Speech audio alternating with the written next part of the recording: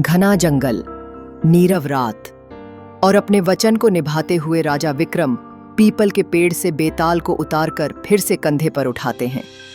उनके कदम बिना रुके चल रहे हैं और बेताल हमेशा की तरह अपनी रहस्यमयी मुस्कान के साथ बोल उठता है। राजन, आज की कहानी है दो राजाओं और एक पुत्र की, और एक ऐसा न्याय जिसने सबको चौंका दिया। याद रखना, अगर उत्तर जानते हुए भी चुप रहे तो तुम्हारा सिर टुकड़े टुकड़े हो जाएगा, और बोले तो मैं फिर उड़ जाऊंगा। बहुत समय पहले की बात है। दो मित्र राजा थे, अमरसेन और वीरसेन।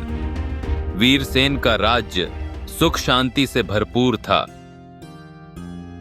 अमरसेन संकट में था। दुश्मनों ने उसका किला घेर लिया था।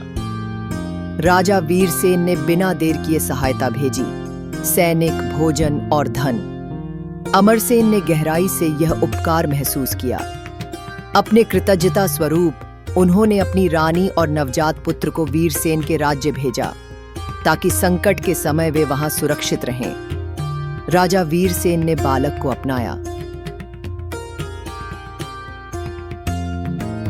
उसे अपने ही पुत्र की तरह पाला, शिक्षा दी, संस्कार दिए, प्यार दिया, सम्मान दिया। समय बीतता गया।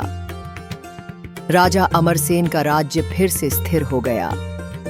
अब अमरसेन ने अपने पुत्र को वापस मांगा। वह मेरा पुत्र है।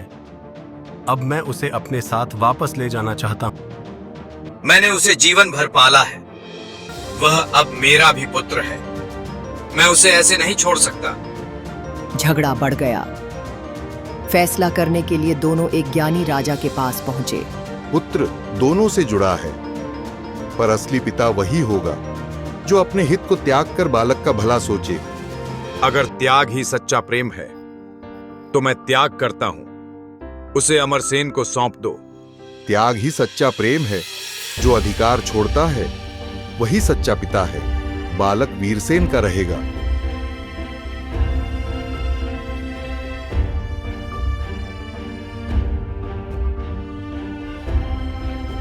तो बताओ राजन, क्या यह निर्णय न्यायपूर्ण था?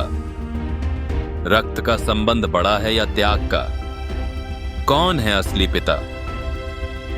त्याग करने वाला ही सच्चा होता है।